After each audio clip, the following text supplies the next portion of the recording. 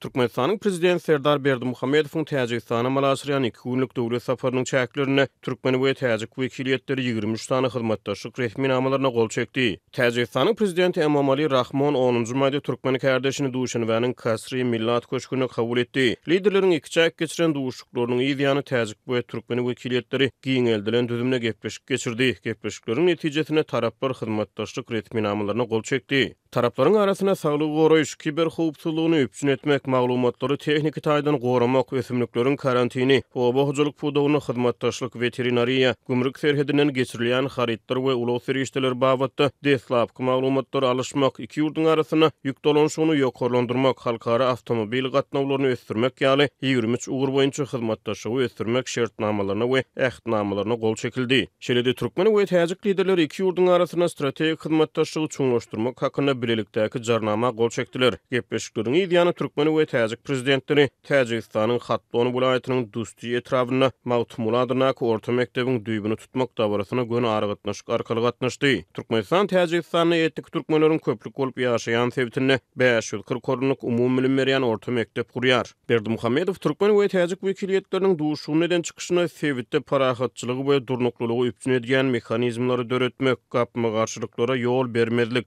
ähli meseleleri syýasy diplomatik ýollar arkaly çözmek, hoş niýetli goňuşçuluk gatnaşyklaryny puwtalandyrmak ýaly urlarda iki ýurdun garaýşlarynyň üýtgegisizdigini belledi. Şeýle-de Türkmen lideri öz çykyşynda howanyň üýtgemeginiň yaramaz täsirlerine garşy göreşmegiň, Merkez Aziýa sebitiniň suw serişdelerini aýawry we rejeli peýdalanmagyň, şeýle-de araly halat etmek boýunça hyzmatdaşlygy ösdürmegiň ähmiýetini notady. Türkmen lideri Täjik tarapyny halkara bazarlara çykmak üçin Hazaryň port düzüminiň mümkinçiliklerinden peýdalanmagy çagyrdy. Azat Ýewropa Azatlyk radiosynyň Merkez Aziýa meseleleri boýunça synçysy Bruce Panier 10-njy maýda Azatlyk radiosyna beren interwýusyna Türkmenistanyň tranzit tagyrlalaryny ünti çekdi. Turkmenistan is of course billing itself not only as a transit country for Türkmenistan elbette ödünü diňeber demiryol we garaýol arkaly haritlary üst sasyr geçirýän ýurt tökmünni öňe sürmän eýsemol Türkmen pasportunyň mümkinçiliklerinden hem peýdalanmagyny ýola goýmaga finansiýal.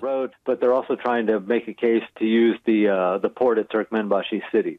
Diýip Panier aýtdy. Türkmenistanyň döwlet medeniýetyne we gepleşikleriň gün tertibine sebit howpsuzlygyna degişli meselelerim giridildi. Täze çağırışlary howpsuzlygy wehim salynmagyna garşy hereket etmekde hyzmatdaşlygy puwtalandyrmaga gyzyklanmalar tasdiklanyldy. Bruce Panier iki awtoritar ýurduň liderleriniň duşuklaryny Hytaý we Russiýa ýaly iri döwletleriň sebitdäki täsiri, Owgan meselesine çemeleşmeler ýaly döwlet mediasyna aýdylmaýan problemalaryň gozuljakdygyna ünti çekdi. Gepleşikleriň dowamyny gozguljak mesele köp.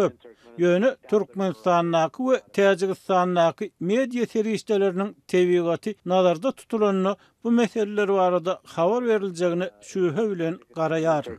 I doubt they're going to report a lot about this. Diýip Panier aýtdy. Türkmenistan we Täjikistan hökümetleri insan hukuklaryny baskılamakda, ödege pikirleri basyp ýatyrmakda we medeniýet azatlygyny berk çäklendirmekde ýygyderli tanqid edilýär.